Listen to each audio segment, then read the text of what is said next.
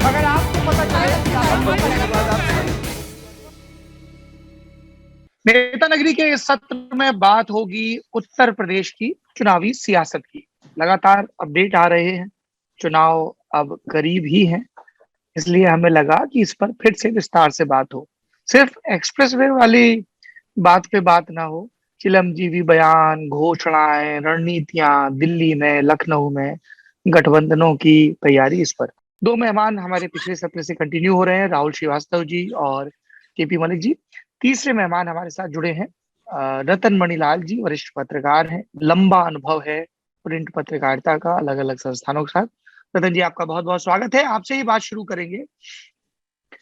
ये मैं आपके पत्रकारिता के अनुभव से ये बात जानना चाहता हूँ, और फिर इसमें हमारे बाकी दोनों पैनलिस्ट भी जुड़े। ये जो बिग टिकट प्रोजेक्ट्स हैं, ये अखबारों पे पहले पन्ने का इश्तेहार अच्छा बनाते हैं, होर्डिंग में अच्छे लगते हैं, हमारी जिंदगी में भी अच्छा बदलाव लाते हैं। मैं जब यहाँ से लखनऊ जाता हूँ तो मायावती और अखिलेश यादव के बनाए एक्सप्रेसवे से, उनके कार्यकाल में बने एक्सप्रेसवे से गुजरता हूँ, और अब बुंदेलखंड एक्सप्रेसवे कंप्लीट हो जाएगा तो मेरे घर के रास्ते में भी योगी आदित्यनाथ का एक प्रोजेक्ट आ जाएगा। या आज ही जब शुक्रवार को हम बात कर रहे हैं तो नरेंद्र मोदी महोबा में हर घर नल जल का ऐलान कर रहे हैं। पर वो हर घर नल जल बिग टिकट प्रोजेक्ट दूसरे कंटेक्स्ट में, मैं इस तरह के बिग इंफ्रास्ट्रक्चर प्रोजेक्ट्स की बात कर रहा हूँ। ये किस लेवल पर जाके चुनावी मुद्दा बन पाते हैं, इसको लेकर एक बड़ी बहस चल रही है, खास तौर पर एक्सप्रेस वे पॉलिटिक्स के कंटेक्स्ट में। आपका ग्राउंड रिपोर्टिंग का अनुभव क्या कहता है, लोगों के बीच किस तरह के रेजोनेंस होते हैं इस तरह के मुद्दों के? इसको मैं पर्सनली इसको दो तरह से देखता हूँ। एक तो ये कि पिछले कुछ सालों में उत्तर प्रदेश में इस तरह के जो भी प्रोजेक्ट्स आए, उसका लंबे समय तक किसी भी पार्टी को कोई खास चुनावी फायदा नहीं मिला। लंबे समय तक तो छोड़ दीजिए, दोबारा चुनाव जीतने के लिए भी ये प्रोजेक्ट्स उनके काम नहीं आ पाए, जो कि बहुजन समाज पार्टी, समाजवादी पार्टी दोनों के ऊपर ये बात लागू होती है। चाहे वो एक्सप्रेस वे हो, चाहे मेमोरियल्स हो, हॉस्पिटल्स हो, रेलवे स्टेशन हो, वगैरह वगैरह। और उसके भी पहले अगर आप जाइए तो कांग्रेस पार्टी के शासनकाल में भी अमेठी और जगदीशपुर जैसी जगहों पे इंडस्ट्रियल एरियाज बने थे, काफी व्यापक इंडस्ट्रियल एरियाज थे, वेरी एक्सटेंसिव, और वहां पर लाइन से इंडस्ट्रीज थी। लेकिन उसका मेरे ख्याल से एक टर्म तक तो फायदा मिला होगा। उसके बाद 89 आते आते मुझे लगता है राजीव गांधी के सीन से ना रहने के बाद से उनका कोई भी फायदा फिर कांग्रेस पार्टी को नहीं मिला। एक पहलू ये है। और सौरभ जी, दूसरा पहलू ये भी है कि गुजरात, महाराष्ट्र और तमिलनाडु, ये तीन जो हमारे हाईली इंडस्ट्रियलाइज्ड प्रदेश हैं, इन तीनों प्रदेशों में 60 से लेके और 90 तक की सरकारों ने लगातार इंडस्ट्रियलाइजेशन पे काम किया। लंबे लंबे इंडस्ट्रियल स्टेट्स बने, इंडस्ट्री प्रोजेक्ट्स है, जिसमें कि manufacturing, production, assembly, import export, assembly line, इस तरह के तमाम सारे काम आए और उनका फायदा तत्कालीन सरकारों को मिला। आप याद कीजिए, महाराष्ट्र में लंबे समय तक जो इंडस्ट्रियलाइजेशन हुआ, पुणे और थाने की बेल्ट में या और भी अन्य जगहों पर, उसका फायदा तत्कालीन सरकारों को मिला। तमिलनाडु का एग्जाम्पल हम सबके सामने है, चाहे डीएमके की सरकार आए चाहे एडीएमके की, वहां पर इंडस्ट्रियल प्रोजेक्ट्स चलते रहते थे और उसका फायदा लोगों को मिलता रहता था। और गुजरात में भी जो इंडस्ट्रियलाइजेशन बड़ौदा, सूरत, अहमदाबाद, राजकोट वगैरह जगहों पे हुआ, उसका फायदा तत्कालीन सरकारों को मिला, जो कि 2002 में जाके टूटा हुआ फायदा, जब नरेंद्र मोदी वहां पे मुख्यमंत्री बने। तो एक दूसरा पहलू ये भी है कि इंफ्रास्ट्रक्चरल प्रोजेक्ट का फायदा तभी मिल पाता है जब वो सरकारें दोबारा तिबारा या 3-4 बार सरकार बनाएं। वो सत्तारूढ़ दल अगर लगातार सरकार में बने रहते हैं तभी उनको फायदा मिलता है। एक टर्म में इतने बड़े काम कर देने से उसका फायदा दोबारा चुनाव जिताने के लिए भी काफी नहीं होता। ये मैंने अपने ऑब्जर्वेशन से पाया है ये बात, और मुझे लगता है और कई राज्यों पर भी ये बात लागू होगी। अगर हम थोड़ी सी ढूंढाई करें इसकी तो ये भी दिखेगा। ठीक इसी तरह से मुझे लगता है इस बार भी जो big ticket projects Uttar Pradesh में लागू किए जा रहे हैं, मतलब उनको गति शक्ति में देख लीजिए या इंफ्रास्ट्रक्चर प्लान में देख लीजिए, जितने प्रोजेक्ट्स इस समय उत्तर प्रदेश में लागू किए गए हैं, वो एक बार चुनाव जिताने के लिए काफी होंगे कि नहीं, ये उसका फैक्टर नहीं है। इंफ्रास्ट्रक्चर पे कोई चुनाव नहीं जीतता। लेकिन अगर भारतीय जनता पार्टी ये चुनाव दोबारा जीत जाती है तो निश्चित तौर पे ये सभी प्रोजेक्ट्स उसको लंबे समय तक पावर में बनाए रखने के लिए फायदेमंद होंगे, जैसा कि हमारे राज्यों का सोशियो इकोनॉमिक इतिहास दिखाता है। एक बार ये चुनाव जिताएंगे कि नहीं, ये कह पाना आसान नहीं। सौरभ, जब कांग्रेस की यूपीए की सरकार अपने आखिरी समय पे थी, उस समय पे एक बहुत बड़े कांग्रेस के नेता के साथ जब हम बैठे हुए थे तो एक हताशा की भावना थी। तो मैंने उनसे ये पूछा था कि आप व्हाई दिस डिसअपॉइंटमेंट, डिजेक्शन क्यों है? उनका, साहब देखिए, हमने शिक्षा का हक दिया, यूनिवर्सलाइज किया, शिक्षा for education for all, food grain का हक सबको दिया, मनरेगा लाए। उनका, देखिए, चुनाव पॉलिसीज नहीं जितवाती, बिग टिकट पॉलिसीज और ये तमाम चीजें चुनाव नहीं जितवा पाती। और अगर आप उत्तर प्रदेश का इतिहास देखें तो कांग्रेस ने इतने साल राज किया 89 तक, अगर तो उस 89 के राज में क्या कांग्रेस का कुछ डिलीवरी मैकेनिज्म था? वो था राजीव गांधी का एक छोटा पीरियड था, उसमें काम हुआ और वो हार गए। तो यानी डेवलपमेंट एक बेंचमार्क इशू नहीं था पिवटल, जिससे कि चुनाव जीते जा सकते हैं। आप अखिलेश यादव का एग्जाम्पल लीजिए कि उसने एक बेहतरीन हाईवे बनवाया।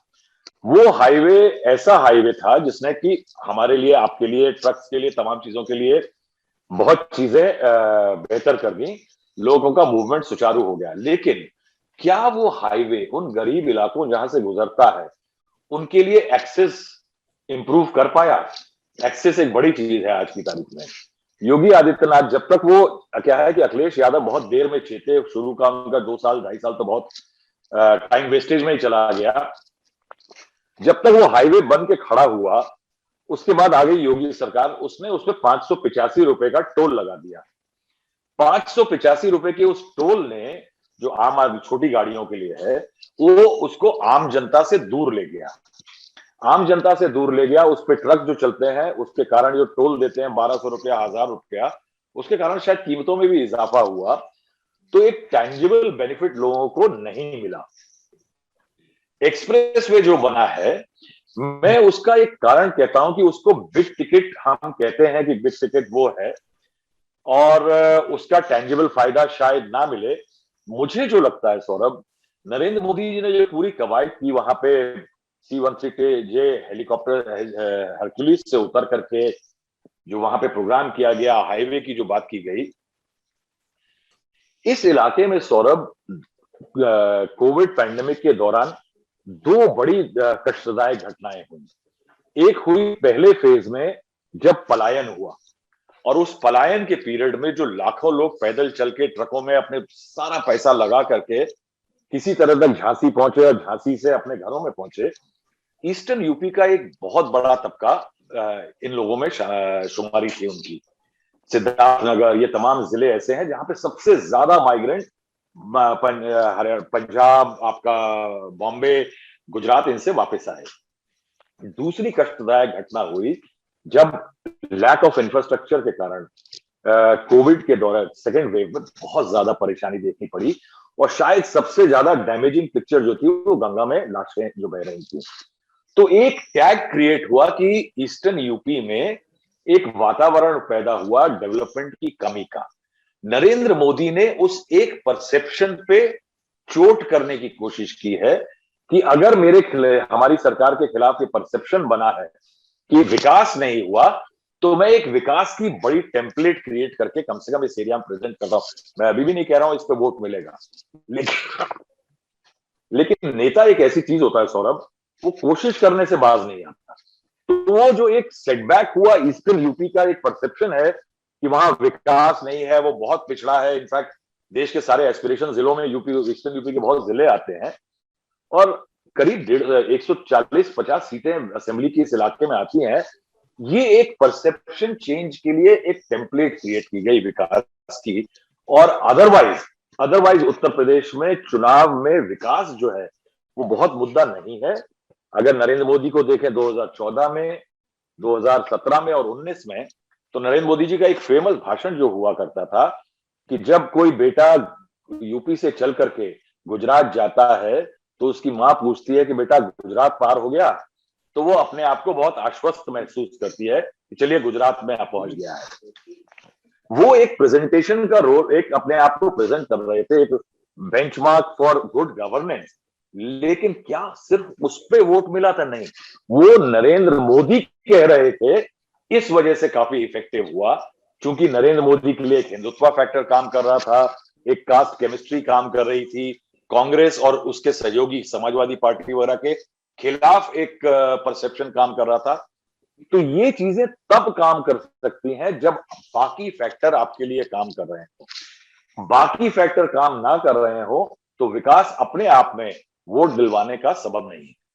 मैं सौरभ जी राहुल जी की बात से इत्तेफाक रखता हूं, और मेरा मानना यह है कि जिस माध्यम से हम और आप आज बात कर रहे हैं, अगर इस विकास की बात करें तो ये राजीव गांधी जी के जमाने में शुरू हुआ था, और राजीव गांधी का हर्षपूर्ण बहुमत के बावजूद विकास पे क्या हुआ ये सबके सामने है।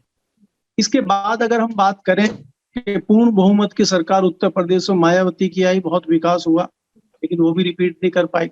उसके बाद अखिलेश जी ने विकास किया, तमाम जो है फाइटर प्लेन वहां पे हाईवे पे उतारे गए। वही चीजें आज मोदी जी उत्तर प्रदेश में कर रहे हैं। इस पे वोट मिलेगा? मैं नहीं मानता कि इस पे को वोट मिलेगा। दूसरी बात जो राहुल जी ने बहुत बड़ी बात कही है कि गुजरात का जो विकास हुआ था वो भी जो है सहायक बना है नरेंद्र मोदी के चुनाव जीतने में, मैं मानता हूं जरूर। लेकिन उसके साथ जो इन्होंने कहा बाकी जो फैक्टर था, चाहे वो 2013 के फैक्टर को उससे जोड़िए, मुजफ्फरनगर के 2000 फैक्टर को भी नरेंद्र मोदी से जोड़िए, और उत्तर प्रदेश में समाजवादी पार्टी के खिलाफ जो एक माहौल बना था वो सहायक बना उनको लाने में।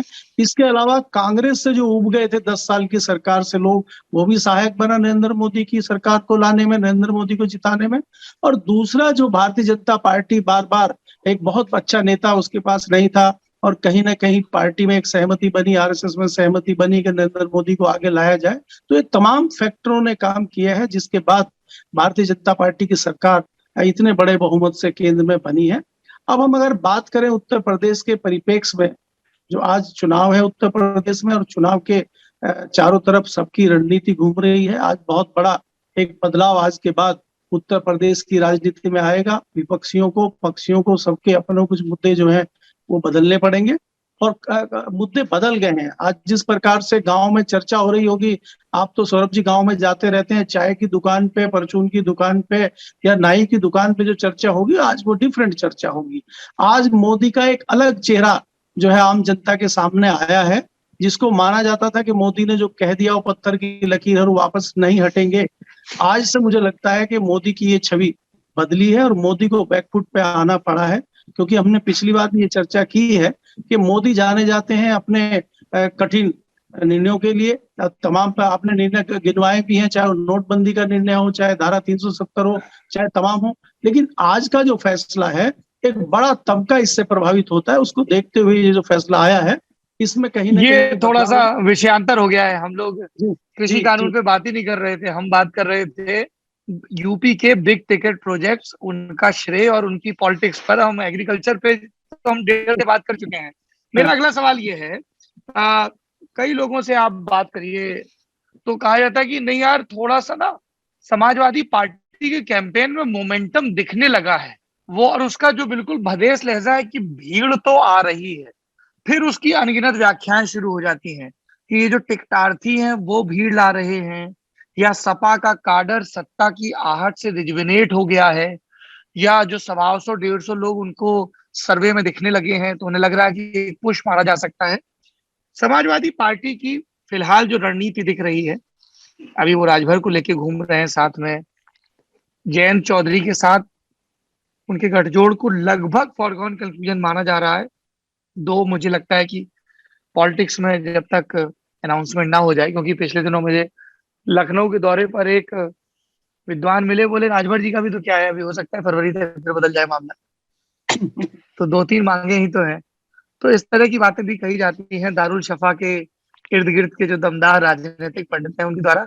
सपा की जो मौजूदा रणनीति है, सपा को के कैंपेन को जिस तरह का रिस्पांस मिल रहा है, उस पर राहुल जी और बाकी सब विद्वानों की टिप्पणी। राहुल जी। देखिए, अखिलेश यादव को एक अपॉर्चुनिटी दिख रही है। उसको उनको लगा है कि कोविड के कारण और तमाम एलिमेंट्स के कारण कहीं ना कहीं एक स्पेस जरूर खुली है। और इसमें नरेंद्र मोदी की जो इमेज है और योगी आदित्यनाथ की जो इमेज है, उसमें कहीं ना कहीं उनको लगता है कि पारा नीचे आया है। अखिलेश यादव के सामने सौरभ एक बहुत बड़ी परेशानी है। समाजवादी पार्टी के नेताओं से बात करिए या अखिलेश से बात करिए, रियलाइजेशन पार्टी में है कि अगर ये बार भी चुनाव हार गई पार्टी, तो अखिलेश यादव के लिए एक बहुत पॉलिटिकली मुश्किल रास्ता आगे उनके लिए होगा। प्राइमरीली बिकॉज जो समाजवादी पार्टी का काडर है वो बहुत इम्पेशेंट काडर है थोड़ा, और उस काडर की जो इम्पेशेंस है वो उसके सोशल एग्रेशन से भी जुड़ी हुई है। देखिए, उनके पास मुलायम सिंह यादव जैसा जो गडरिया है हां करने वाला, अखिलेश यादव को अपने आप को सिद्ध करना है। क्या है कि मुलायम सिंह यादव में जो एक पॉलिटिकल अथॉरिटी थी कि वो मंच से खड़े हुए कार्यकर्ता को ऐसी डांट लगाते थे तो किसी की हिम्मत नहीं होती थी कि क्यों करे। अखिलेश यादव को क्यों? क्योंकि मुलायम चुनाव जितवा के ला चुके थे। अखिलेश यादव की परेशानी यह है कि जो चुनाव उन्होंने जीता था वो मुलायम सिंह यादव की शैडो में, छाया में जीता था। उसके बाद उनको चुनाव अपने बलबूते पे जीत करके प्रूव करना है कि कहीं वो कुछ पार्टी के काडर का वो रेस्पेक्ट ले सकते हैं। और अगर चुनाव हार जाते हैं तो ये डू एंड डाई बैटल है, क्योंकि तीसरा लगातार चुनाव हारना काफी मुश्किल का सबब होगा, क्योंकि सबसे डोमिनेंट पार्टी थी और काफी रसूख बनाया न सिर्फ पार्टी के नेताओं ने, सौरभ में बहुत जरूरी, उस पार्टी के जो वोटर हैं उनका सोशल असर्शन जो था वो इतना डोमिनेंट था कि उसको लूज लगातार करते जाना वो समाजवादी पार्टी के लिए मुश्किल का सबब हो सकता है। दूसरा, अखिलेश यादव शायद नरेंद्र 2014 के चुनाव के बाद से पहली बार शायद एक ऐसी पॉलिटिकल थ्योरी पे चल रहे हैं जहां उनको लग रहा है कि एक समय पे एक ऐसा वर्ग भी उनके साथ जुड़ा था जो कि non traditional Samajwadi party vote था। थोड़ी इस बार एक क्वेस्ट उनकी non traditional Samajwadi party vote की भी है, लेकिन उसमें परेशानी यह है कि जब आप नॉन ट्रेडिशनल वोट की तरफ जाते हैं कि आपने ब्राह्मण सम्मेलन मान लीजिए कर लिया, तो यादव को वो खटकता है। अगर आपने बांदा या कहां पे चित्रकूट में एक मंदिर गए थे, वो कामधेनु मंदिर है शायद, गए थे शायद, कामतगिरी गए थे। तो वहां पे जब गए थे तो यहां मुस्लिम से सुगबगाहट हो गई थी कि अखिलेश यादव, उन्होंने अपने सैफई में एक बहुत बड़ी हनुमान जी की मूर्ति बनवाई तो थोड़ी सुगबगाहट हो गई थी। उसके बाद अभी उनका हाल में जिन्ना वाला कमेंट आया तो एक लगा हल्का सा बैलेंसिंग एक्ट मार रहे हैं। क्या है कि बहुत स्ट्रेट जैकेटेड वोट है समाजवादी पार्टी का, और उसके अंदर वेरिएशंस प्ले करने के लिए आपको थोड़ी फ्लेक्सिबिलिटी कम। मुलायम सिंह यादव ने अचीव किया था कि भाई उनको वेस्टर्न यूपी, ईस्टर्न यूपी में उनको मोस्ट बैकवर्ड कास्ट का वोट चाहिए था, तो कानपुर देहात की फूलन देवी मल्लाह को ले जाकर के उन्होंने ईस्टर्न यूपी से चुनाव लड़वा दिया, एक सिग्नल दे दिया उस वोट के लिए। अखिलेश यादव के को अभी ये सब काफी सारी चीजें प्रूव करनी है। हालांकि मैं ये कहूंगा कि क्राउड्स एंथुजियास्टिक है, और आपकी जो बात थी कि काडर इस टाइम पे गैल्वनाइज इसलिए भी है क्योंकि वो देख रहा है कि हम शायद चौथे चुनाव में लगातार कहीं हार ना जाएं। ये फैक्टर जो है समाजवादी पार्टी को थोड़ा सा बॉयंट रखे हुए है। एक इसमें लेकिन एक क्वेश्चन भी है जो हमने बिहार के चुनाव में देखा था, खासतौर पर आखिरी 2 चरण आते आते, कि आरजेडी का काडर और आरजेडी और सपा के काडर की प्रकृति बहुत मिलती जुलती है जी। उनका जो रैलियों का उत्साह कहिए या अति उत्साह या तौर तरीके कहिए, तो वो जो एक हल्ला मचने लगा था नहीं साहब, इस बार नीतीश जा रहे हैं, आरजेडी आ रही, तेजस्वी आ रहे हैं, और हल्ला हुड़दंगा में जो बदलने लगा था थोड़ा, तो उसने एक काउंटर पोलराइजेशन का काम भी किया था। और सपा की जो एक परंपरागत छवि है भी, जिसे विपक्षी भी अपनी सहूलियत के हिसाब से गढ़ते हैं और सपा के अपने कर्म भी रहते हैं, दोनों ही चीजों का मिक्सचर है, तो वो वही होगा जिसको अंग्रेजी में कहते हैं ना, विपक्षी के हाथ में खेल ले जाना।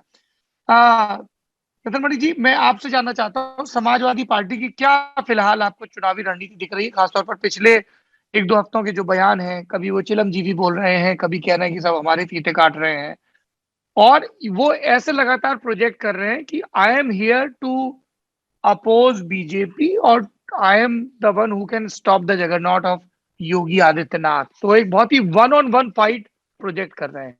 देखिए, उत्तर प्रदेश ही क्यों, मैं समझता हूँ कि किसी भी जगह बड़े चुनाव जब होते हैं तो किसी भी मजबूत पार्टी के नेता को वन टू वन ओपोनेंट ही चाहिए होता है, और उसका ओपोनेंट भी अपने आप को किसी पार्टी का ओपोनेंट नहीं बल्कि रूलिंग पार्टी के लीडर का ओपोनेंट दिखाना चाहता है, क्योंकि उससे एक बराबरी के टक्कर का एहसास होता है कि योगी आदित्यनाथ के खिलाफ कौन है, अखिलेश यादव है।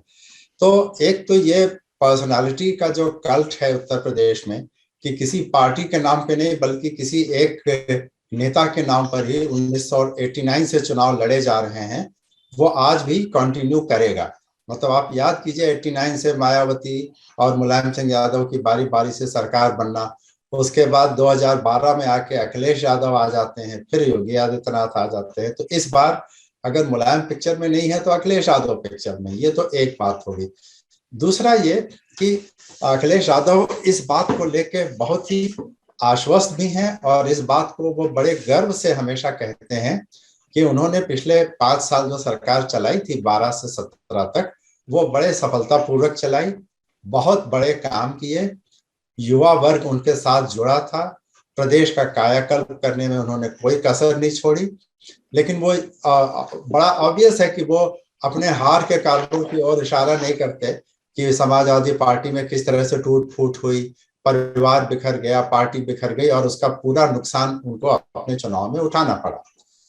अब आइए इस बात पर कि अब अखिलेश यादव अभी भी अपने को एक सफल मुख्यमंत्री का किरदार निभा चुके नेता के तौर पर पोर्ट्रे कर रहे हैं। उनकी एक बड़ी एक होर्डिंग चर्चा में थी, लखनऊ में लगी थी, जिसपे लिखा है मैं आ रहा हूं, और उसमें अखिलेश यादव का सिलहोट है, साइड प्रोफाइल, और अखिलेश यादव हाथ उठा के खड़े हैं, सामने लोगों का हुजूम है, उसमें सिर्फ लिखा है मैं आ रहा हूं, और उसमें एक टाइम क्लॉक चल रही है। दूसरा, उनका एक फुल पेज का न्यूज़पेपर में एड्स चल रहे हैं आजकल, जिसमें लिखा है 22 में बाईसाइकिल, और उसको इसी तरह से पोर्ट्रे किया जा रहा है कि अब अखिलेश यादव ही एकमात्र विकल्प हैं जो योगी आदित्यनाथ की सरकार को टक्कर देके फिर से मुख्यमंत्री बन सकते हैं। और रिकॉल क्या होता है? रिकॉल ये होता है कि उन्होंने 5 साल तक बड़े सफलतापूर्वक सरकार चलाई थी। तो आज की तारीख में अगर हम उत्तर प्रदेश में समाजवादी पार्टी के कैंपेन की दशा और दिशा देखें सौरभ जी, तो उसमें यही दिखता है कि इस सरकार के पहले सफल मुख्यमंत्री कौन? अखिलेश यादव। इस सरकार से असंतोष लोगों का बढ़ा है, तो इनके बाद कौन? अखिलेश यादव। इसी बात को समाजवादी पार्टी की कैंपेन में लगातार लगातार कहा जा रहा है कि अखिलेश यादव ही प्रदेश को एक ऐसी सरकार दे सकते हैं जहां वो सब नहीं होगा जो आज की सरकार में हो रहा है। वो सब क्या है वो अनडिफाइंड है, उसको छोड़ दीजिए।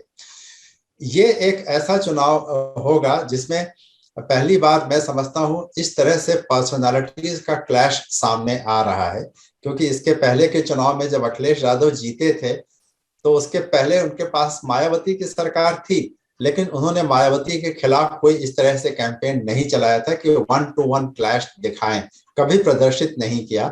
बाद में तो उनसे उन्होंने गठबंधन भी किया, वो अलग बात है। तो इस बार मैं समझता हूं जिस तरह से अखिलेश यादव खुद लगातार योगी आदित्यनाथ का नाम लेके उनको उनके विरुद्ध प्रचार कर रहे हैं कि योगी जहां से आए थे वहीं चले जाएं तो प्रदेश का भला होगा, हमें योगी नहीं योग्य सरकार चाहिए, इस तरह की बातें जो हो रही हैं वो बहुत ही वन टू वन क्लैश है, और जिसमें कि पर्सनालिटी वर्सेस पर्सनालिटी का क्लैश हो रहा है। और इसमें अगर आदित्यनाथ अपनी पर्सनालिटी को लेकर कोई इस तरह की चीज आने वाले दिनों में सामने लाते हैं, क्योंकि अभी तक वो अपने पीछे नरेंद्र मोदी के साथ को अपनी सबसे बड़ी स्ट्रेंथ मानते हैं, लेकिन अगर वो अपनी पर्सनालिटी को भी सामने लाते हैं तब ये वास्तव में बड़ा ही रोचक पर्सनालिटी क्लैश बनेगा, जो अभी तक ये नहीं बन पाया है, और अखिलेश यादव शायद यही चाहते हैं। सौरभ, एक चीज पे मैं आप तीनों लोगों की राय जानना चाहता हूँ।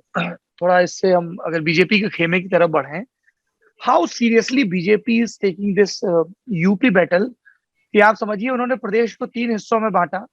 एक हिस्से की जिम्मेदारी जेपी नड्डा, एक हिस्से की जिम्मेदारी राजनाथ सिंह, और जो सबसे मुश्किल हिस्सा माना जा रहा था मौजूदा कंटेक्स्ट में, आज के ऐलान से पहले भी और इसके बाद भी, पश्चिमी उत्तर प्रदेश और ब्रज, वो हिस्सा अमित शाह को दिया गया। मैं इस बीजेपी की तैयारियों पर आपकी टिप्पणी चाहता हूं। मलिक साहब, आपसे शुरू करेंगे। देखिए सौरभ जी, अगर आपको याद हो, जो पिछला 2017 का विधानसभा चुनाव था, उसमें अमित शाह ने बहुत महत्वपूर्ण भूमिका निभाई थी। आप जानते हैं यहाँ का जो किसान है, मुख्यतः जाट जो है, वो वेस्टर्न यूपी को प्रभावित करता है, और जाटों को साधने के लिए अमित शाह ने यहाँ पे एक मुहिम चलाई थी। तमाम जाट नेताओं को, खाप पंचायतों के नेताओं को चौधरी वीरेंद्र सिंह के घर पे दिल्ली बुलाकर उनको समझाया था कि देखिए, अगर आप जो है हमें हराते हैं तो किसको जिताएंगे, जिन्होंने 2013 कराया, तो इससे अच्छा है कि आप हमें जिताइए। दूसरा, जो जाटों में बहुत गुस्सा था उस समय, वो ये था कि इन्होंने जाटों का जो आरक्षण था केंद्र में, उसको खत्म कर दिया था। उसका वायदा भी अमित शाह ने किया था। तो भारतीय जनता पार्टी को लगता है कि अमित शाह ही ऐसे नेता हैं जो वेस्टर्न यूपी के जाटों को या उस नेताओं को साध सकते हैं। और दूसरी बहुत बड़ी बात यह है कि उस समय जिस तरह की नाराजगी आज है, उस तरह की नाराजगी उस समय नहीं होती थी। तो और दूसरा एक चीज और है कि आज जो बहुत बड़ी चीज है, मैं आपको कह सकता हूं कि पिछले 70 साल के इतिहास में ये केंद्र सरकार है कि जिसमें कोई भी जाट नेता कैबिनेट मिनिस्टर नहीं है। तो ये भी एक नाराजगी भारतीय जनता पार्टी में जो है जाट देख रहे हैं। जाटों को साधना भारतीय जनता पार्टी के लिए इतना आसान नहीं होगा। और वहीं दूसरी तरफ अगर आप जयंत चौधरी को देखें, उसको भी अपने अस्तित्व को बचाने के लिए, पार्टी के अस्तित्व को बचाने के लिए, अपने आप को साबित करने के लिए, जैसा कि राहुल जी ने कहा कि अखिलेश के लिए आखिरी चुनाव है अपने आप को साबित करने के लिए, तो वेस्टर्न यूपी में भी जयंत चौधरी के लिए अपना अस्तित्व बनाए रखने के लिए और अपने को बताने के लिए कि मैं नेता हूं, ये चुनाव में जीतना, खड़ा होना, मजबूत होना बहुत जरूरी है। अगर कहीं ना कहीं कमजोर इस चुनाव में जयंत चौधरी पड़ते हैं तो उनके लिए आगे की राजनीति मुश्किल होगी। और जैसा कि आपने भी इंडिकेशन दिया अभी, तो बाद में ये हो सकता है कि वो भारतीय जनता पार्टी के नीरज शेखर बन जाए। ये भी एक संभावना बन सकती है। बीजेपी के केंद्रीय आला कमान और प्रदेश की तैयारियां, खासतौर पे अब वो उस तरह की खबरें नहीं आ रही हैं कि योगी बदले जाएंगे कि नहीं बदले जाएंगे, योगी और अमित शाह के भी सब कुछ ठीक नहीं चल रहा है टाइप की। अभी अलर्टनेस और प्रिपेयर्डनेस लग रही है। और एक बड़े ऑब्जर्वर ने हमसे कहा था कि आत्मविश्वास से भरी भाजपा को हराना अपेक्षाकृत आसान है। तो लेकिन अब आज का फैसला और पिछले कुछ फैसलों से लग रहा है कि वो आत्मविश्वास से ज्यादा आशंका या अटेंटिव मोड में है। केंद्र और राज्य में जिस तरह की तैयारियां दिख रही है रूलिंग पार्टी पर, उस पर मैं आपकी टिप्पणी चाहता हूँ। Rahul ji, please unmute yourself and speak. Saurabh, BJP का जो फीडबैक सिस्टम है, उसने पिछले करीब 6 महीने में एक्सटेंसिव फीडबैक प्रोवाइड की है। यानी ये सिर्फ बीजेपी का ही नहीं, यानी उसमें प्रधानमंत्री का और अलग अलग लेवल के फीडबैक सिस्टम्स हैं, जहां से बहुत सारा फीडबैक आया है। और उस फीडबैक का नतीजा आप डिफरेंट डायरेक्शंस में देख रहे हैं। एक आपने देखा कि एक सुगबुगाहट हुई थी कि योगी आदित्यनाथ को लेकर के ब्राह्मण नाराज हैं और उसके कारण फला हुआ। और फिर ये भी बात हमने उस टाइम पे कही थी कि साहब, अगर हिंदुत्व प्रखर हिंदुत्व एक मुद्दा होने जा रहा है, तो क्या आप गेरुआ मुख्यमंत्री को हटा सकते हैं? तो ये सब इश्यूज थे उस टाइम पे। लेकिन आपने देखा एक उस समय पे एक सेटबैक हुई थी जो लोकल बॉडी चुनावों में हुई थी, और उसके बाद से मैं कहूंगा कि फीडबैक जनरेट हुई है और काफी एक्टिविटी वहां पे शुरू कर दी गई है। प्रधानमंत्री बुंदेलखंड में है, प्रधानमंत्री पूर्वांचल में है, प्रधानमंत्री किसानों की नाराजगी दूर कर रहे हैं, अमित शाह लखनऊ जा रहे हैं, जेपी नड्डा पार्टी के प्रेसिडेंट एक डेली फीडबैक ले रहे हैं। सौरभ, मैं आज एक खबर करने वाला हूं कि बनारस का जो रीजन है, जो है, वहां काशी विश्वनाथ कॉरिडोर के लोकार्पण का जो 13 और 14 दिसंबर को प्रस्तावित काम है, 13 दिसंबर से लेकर के मेरे पास एक लिस्ट है 14 जनवरी तक की। इसमें सौरभ 27 कार्यक्रम उस इलाके में होने वाले हैं बीजेपी के। और ये छोटे मोटे कार्यक्रम नहीं है। मैं अगर एक दो आपको पढ़ के बताऊं कि काशी विश्वनाथ का लोकार्पण है 13 को, भाजपा के देश के सभी पदाधिकारियों का सम्मेलन है 14 को, 15 को देश के सभी भाजपा सहयोगी दलों के शासित प्रदेश के मुख्यमंत्रियों का सम्मेलन है, देश के महापौरों का सम्मेलन है, जिला पंचायत अध्यक्षों का सम्मेलन है। एक बड़े लेवल की ब्लिट्जक्रीग जिसे कहते हैं, वर्ल्ड वॉर 2 में जर्मन ने जो की थी, वो एक एक्टिविटी बीजेपी ने शुरू कर दी है। और उसका कारण क्या है सौरभ? बीजेपी की एक्सरसाइज जो अब यूपी में दिख रही है, वो उस डेस्परेशन पे सरकार हार जाने के वाले पे नहीं है अभी, वो अपने मार्जिन बहुत कम हो जाने वाली भी है। उसको ये डर है कि अगर 100 सीट कम हो गई, मान लीजिए, तो 312 में से 100 सीट कम हो गई, सत्ता में तो आप तब भी आ गए, किसी के हाथ जोड़ करके चलिए आप 10-12 सीट 5 सीट जुगाड़ कर ही लेंगे। लेकिन उसका एक पॉलिटिकल सिग्नल ये जाएगा कि नरेंद्र मोदी की होम स्टेट में नरेंद्र मोदी के सिक्के की, करेंसी की वैल्यू कम हो गई है और इसका इंपैक्ट पूरे देश में होगा। पहला इंपैक्ट मैं बताता हूं कि उत्तर प्रदेश के चुनावों में 100 सीटों का लॉस जो है वो बीजेपी की डिपेंडेंस राष्ट्रपति के चुनावों में टीआरएस, वाईआरसीपी, बीजेडी पे बढ़ा देगा। नरेंद्र मोदी की करेंसी का, सिक्के की करेंसी कम होने का वैल्यू, उसका इंपैक्ट पड़ेगा। पार्लियामेंट में लोकसभा का चुनाव 2024 में है, 22 से लेकर के 24 में इस सिचुएशन में अगर चुनाव बीजेपी बहुत सीटें हार जाती है तो बीजेपी की इस कमजोरी का फायदा पार्लियामेंट, नुकसान पार्लियामेंट में भी दिखेगा। तो बहुत सारे पॉलिटिकल रेपरकशंस जो बीजेपी को दिख रहे हैं फ्यूचर में। इसलिए लड़ाई बीजेपी जो अब एफर्ट कर रही है, बिल्कुल सशंकित जो आपने बात की बिल्कुल सही है, ये एक सेंस ऑफ वेरीनेस है, कहीं ओवर कॉन्फिडेंस नहीं दिख रहा सौरभ मुझे इस टाइम पे बीजेपी की यूपी एक्टिविटीज में।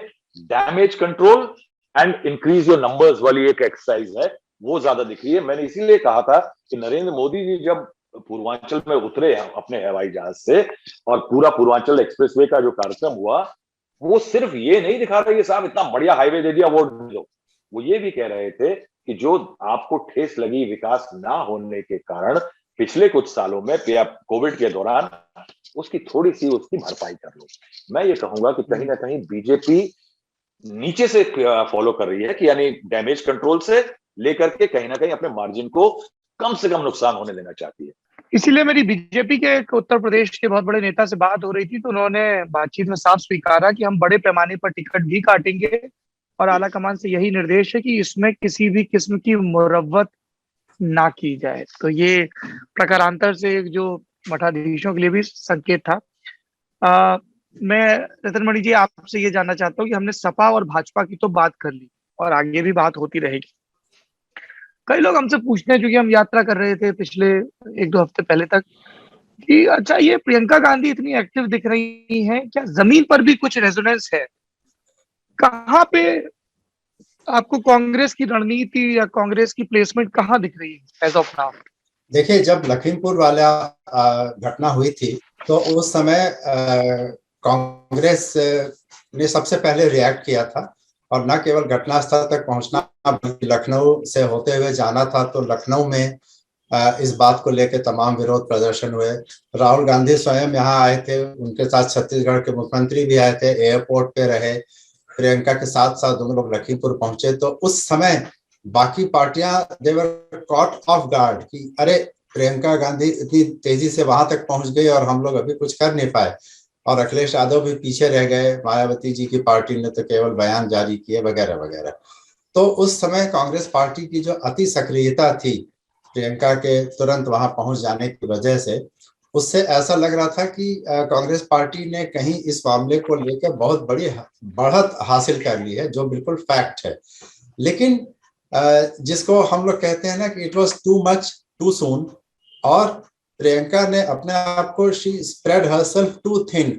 एक ही व्यक्ति का प्रयास इतना ज्यादा दूर तक फैल गया कि उसका जो इम्पैक्ट गहराई में होना चाहिए था वो नहीं हो पाया। हर जगह वो दिखने लगी, यहाँ से लेके सीतापुर के गेस्ट हाउस में झाड़ू लगाने से लेके पीड़ित परिवारों के साथ गले मिलना वगैरह वगैरह। तो इससे क्या हुआ कि कुछ समय के लिए, कुछ दिनों के लिए अचानक प्रियंका गांधी वाड्रा हर जगह दिखाई पड़ने लगती हैं, और उसके बाद वो लखनऊ आकर प्रतिज्ञा यात्रा की शुरुआत करती हैं और उसके बाद अचानक उनकी पार्टी की अपीयरेंस एकदम से बंद हो जाती है।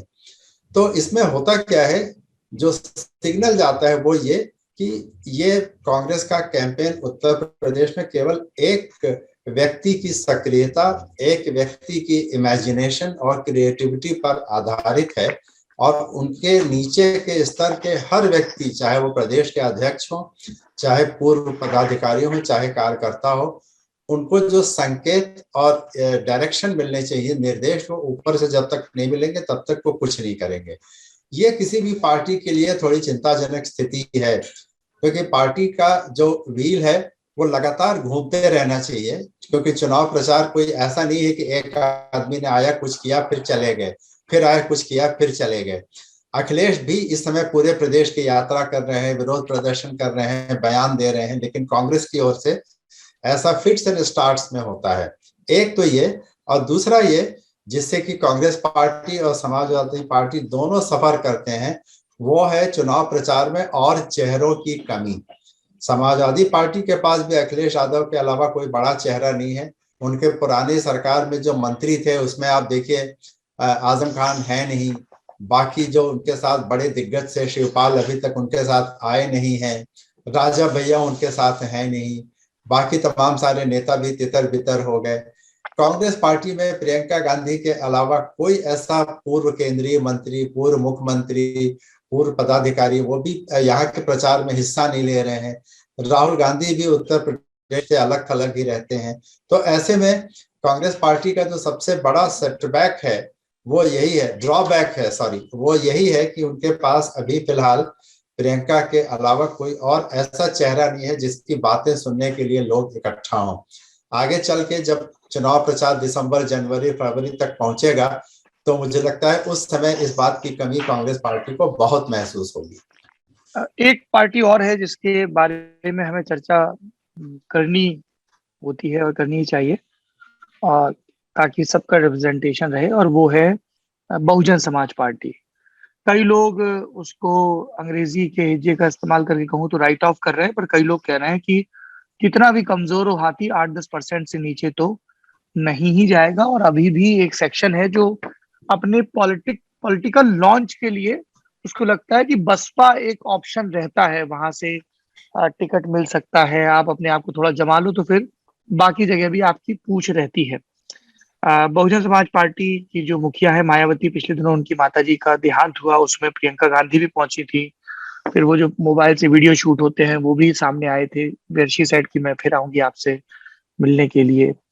इसके बाद मायावती ने एक महत्वपूर्ण मुद्दे की तरफ ध्यान दिलाया, जिसके बारे में यूपी की ब्यूरोक्रेसी भी चर्चा कर रही है और रूलिंग पॉलिटिकल क्लास भी। ये कल का ट्वीट है उनका। वो लिख रही है कि चुनाव आयोग द्वारा यूपी में चलाए जा रहे वोटर लिस्ट की तैयारी तथा जिनके वोट नहीं बने हैं उस पर समीक्षा की गई और इसमें लापरवाही नहीं बरतने के लिए जरूरी निर्देश दिए गए। ये तो उन्होंने बसपा की तैयारियों का बताया कि हमने काडर बैठक की, पोलिंग बूथ, लेकिन ये जो वोटर लिस्ट का रिवीजन हो रहा है ये अभी काफी अंडर करंट में हॉट टॉपिक बना हुआ है। मैं बसपा की रणनीति पर आप लोगों की राय जानना चाहता हूं। क्या बसपा इस नए किस्म की जो राजनीति है उसके हिसाब से अपने आप को तैयार नहीं कर पा रही, जिसमें आपको काडर को मोबिलाइज करके लगातार सड़क पे रखना है, एक स्टैंड आउट करने वाला नैरेटिव देना है? क्योंकि बसपा जो भी मुहावरे इस्तेमाल कर रही है उसमें से किसी में भी टटकापन नहीं है, नयापन नहीं है, चाहे वो सतीश चंद्र मिश्रा की अगुवाई में चीजें हो रही हो या मायावती की अगुवाई में। इस पर आप लोगों की राय जानना है, and then will close this session. Ratan ji आपसे शुरू करेंगे। देखिए, ये बड़ा अनफॉर्चुनेट है बसपा के साथ कि 90 के दशक से लेकर आज तक जितने भी लोग बसपा में लैडर के ऊपर चलते चले गए और मायावती के करीब पहुंचते गए और कोर ग्रुप का हिस्सा बने, उनमें से आज कोई भी पार्टी में नहीं है सतीश चंद्र मिश्रा के अलावा। पिछले साल तक सतीश चंद्र मिश्रा का जो रोल था, उनकी जो भूमिका थी, वो या तो राज्यसभा में थी या फिर पार्टी के लीगल मैटर्स को लेके थी, इसके अलावा उनकी कोई पॉलिटिकल भूमिका नहीं थी। ये बात पार्टी के कैडर को भी बहुत स्पष्ट रूप से पता था कि वो राजनीति में नहीं पड़ते हैं, वो पार्टी के मामले संभालते हैं, ऐसा कहा जाता था।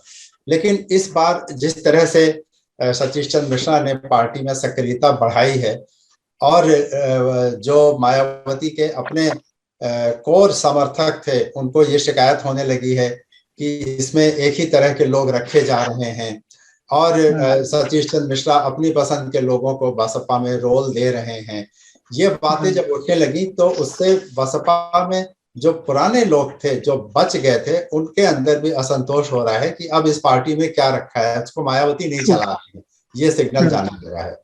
तो ऐसे में मायावती के साथ भी वही प्रॉब्लम है कि उनके अलावा पार्टी को लीड करने के लिए कोई ऐसा चेहरा नहीं है जो मायावती के अपनी थॉट प्रोसेस को रिफ्लेक्ट करता हो। सतीश चंद्र मिश्रा चूंकि पॉलिटिकल पर्सन नहीं रहे हैं, इसीलिए वो बसपा की आइडियोलॉजी से संबंधित स्टेटमेंट्स देने में या बयान देने में या विचारधारा को आगे प्रोत्साहित करने में उतना ज्यादा रोल नहीं प्ले कर सकते जो कि मायावती या उनके साथ के राजनीतिक लोग प्ले कर सकते थे। तो बसपा यहाँ पर सफर करती है, लेकिन आने वाले दिनों में मैं बस एक ही बात कहूंगा कि इसको राइट ऑफ करना तो अभी टू अर्ली होगा। उनके पास अभी भी प्रदेश की कुछ सीटों में अच्छी खासी पकड़ है जिसका नतीजा हमें दिखेगा। तो पिछले 5 साल में मायावती का कोई भी ऐसा स्टेटमेंट नहीं आया है जो लगे लोगों को कि बहुत मुखर होकर मायावती किसी विषय पे बोल रही है, चाहे वो उत्तर प्रदेश का मामला हो चाहे सेंट्रल गवर्नमेंट का मामला हो।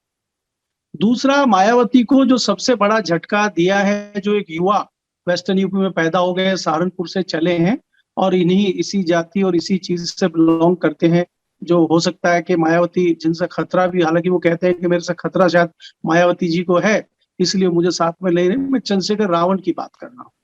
तो दूसरी चीज ये है कि अगर आप देखें मायावती जी के साथ जो लोग थे, जैसा कि मणि जी ने भी कहा, उनमें से लगभग 90% लोग या तो भारतीय जनता पार्टी में चले गए या समाजवादी पार्टी में चले गए हैं, क्योंकि उनको लग रहा है कि मायावती जी फ्यूचर में दोबारा वापस आ सकती हैं फुल फ्लैश। इसमें कहीं ना कहीं लोगों को डाउट है और ये चीज नेताओं को भली भांति समझ में आती है। अगर पावर नहीं है तो फिर वो जहां पावर होती है वहां जाते हैं।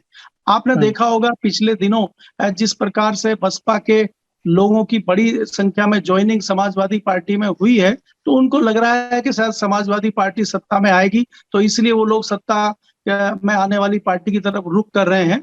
और दूसरी चीज अगर आप देखेंगे वेस्टर्न यूपी में, जो आपने कांग्रेस की बात करी थी, मैं थोड़ा सा माफी चाहूंगा कांग्रेस के लिए, कि रशीद मसूद के जो भतीजे हैं, मसूद वहां पे सहारनपुर में जो अपने बलबूते चुनाव जीतते थे, या उसके बाद हरेंद्र मलिक जो अपने बेटे को पंकज मलिक को चुनाव जिता के लाते थे, उसमें कांग्रेस का कोई बहुत महत्वपूर्ण योगदान नहीं होता था, वो भी छिटक के समाजवादी पार्टी का रुख कर रहे हैं। तो ये कहीं ना कहीं जताता है कि लोगों को, नेताओं को लगने लगा है कि अब जो है भविष्य इन पार्टियों का नहीं बचा है।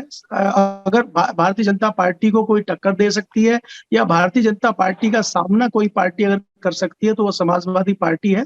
तो दूसरी बात जैसे आपने कही है, मैं इसको भी कहूंगा कि जो एक मूल वोटर बहुजन समाजवादी पार्टी का है वो 100% बिखर गया, ऐसा नहीं है, लेकिन हमें ये भी मानना होगा कि 2017 और 2019 के चुनाव में वो भी हिंदू बना है। हम इस बात से भी मुंह नहीं फेर सकते और वो हिंदूवाद आने वाले चुनाव में भी दिखेगा, मुझे ऐसा लगता है। सौरभ जी, सौरभ देखिए, लेट 80s में दो पॉलिटिकल फिनोमेना शुरू हुए, एक मंडलाइजेशन और एक कमर्डलाइजेशन।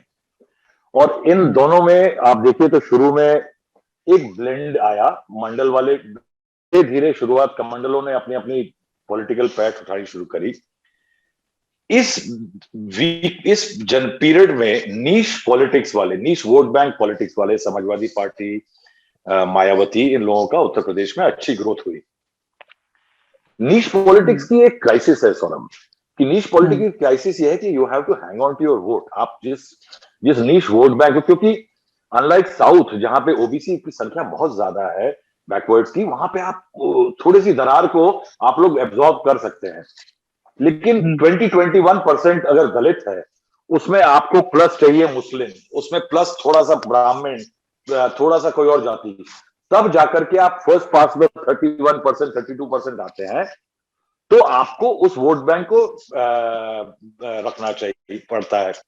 परेशानी मायावती जी की ये हुई कि बार बार सत्ता में आने के कारण जब भी वो पावर में आई तो उनका जो कोर कॉम्पिटेंस है, वोट है दलित का, उस वोट बैंक के अंदर क्रैक आ गए। क्रैक ये आ गए कि there was a large feeling about non Jatavs कि इन बीएसपी का सत्ता में आना मतलब जाटवों के लिए फायदेमंद है, और बीजेपी ने उसको एक्सप्लॉइट कर दिया। और यही अखिलेश के साथ हुआ कि बीजेपी ने ओबीसी में इस चीज को एक्सप्लॉइट कर लिया कि समाजवादी पार्टी का सत्ता में आना सिर्फ यादवों के लिए बेनिफिशियरी है, नॉन यादव ओबीसी के लिए नहीं है। ये दो बड़े फिनोमिना हुए। इसके अलावा सौरभ एक बहुत इंपॉर्टेंट चीज है कि जो लेट 80s के बाद काशीराम के टाइम में जो दलित पॉलिटिक्स और यादव के बैकवर्ड्स की पॉलिटिक्स उठी, 2013 से लेकर के अभी तक के पीरियड में सौरभ पॉलिटिकल जमीन बदल गई है, और पॉलिटिकल जमीन को बीजेपी ने अपनी हिंदुत्व टर्फ बना दिया है। उस हिंदुत्व टर्फ पे दलित पॉलिटिक्स और बैकवर्ड पॉलिटिक्स दोनों को अपने आप को रीडिफाइन और रीअलाइन करना है। इसकी हल्की हल्की आपने कोशिश देखी होगी अभी थोड़े दिन पहले कि ब्राह्मण सम्मेलन, बुद्धिजीवी सम्मेलन और मंदिरों में जाना और राम को का भजन करना, ये कोशिशें हुई।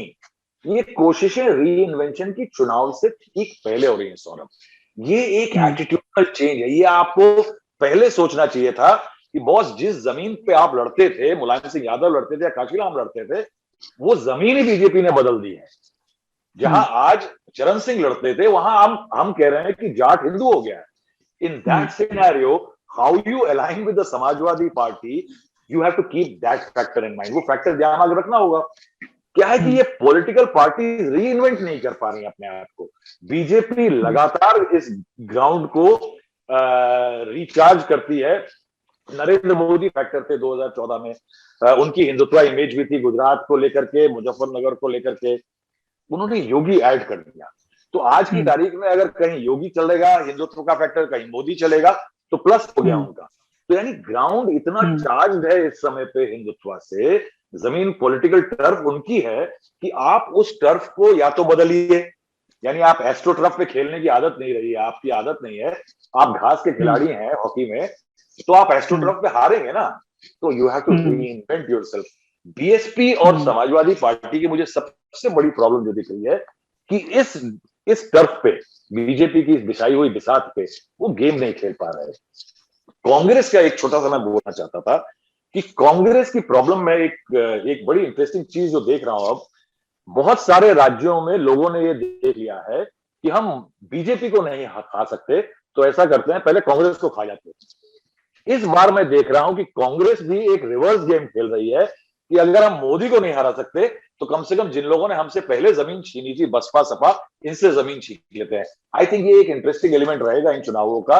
वो प्रियंका गांधी की कोशिश यही लग रही है कि जो ग्राउंड उन्होंने बीएसपी और सपा को लूज किया था उसको रिगेन किया जाए। वो उससे थोड़ा सा उस तरफ जा रही है, और वो इसीलिए जेपी नड्डा पार्टी प्रेसिडेंट होते हुए कहते होंगे कि अगर प्रियंका गांधी बढ़ रही हैं, देखिए उनको, देखिए आपने बीजेपी किस तरह से पोजीशन कर रही है प्रियंका गांधी को लेकर के, वो प्रॉप करने की कोशिश करेगी, उनको एक राइवल बनाने की कोशिश की, कहीं ना कहीं डाइल्यूशन हो बाकी ऑपोजिशन का। तो नड्डा साहब तो कह रहे होंगे कि जब प्रियंका गांधी ज्यादा एक्टिव होती हैं कि आई एम लविंग इट।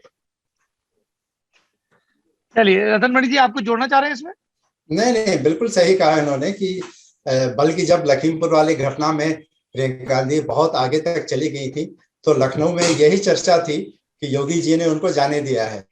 इससे पहले कि अखिलेश यादव रिएक्ट करे, उन्होंने कहा प्रियंका पहुंच जाए तो पहले ये लोग आपस में भिड़ लें, हम तो बाद में जो करना है वो करेंगे। यह चर्चा लखनऊ में बहुत कॉमन थी।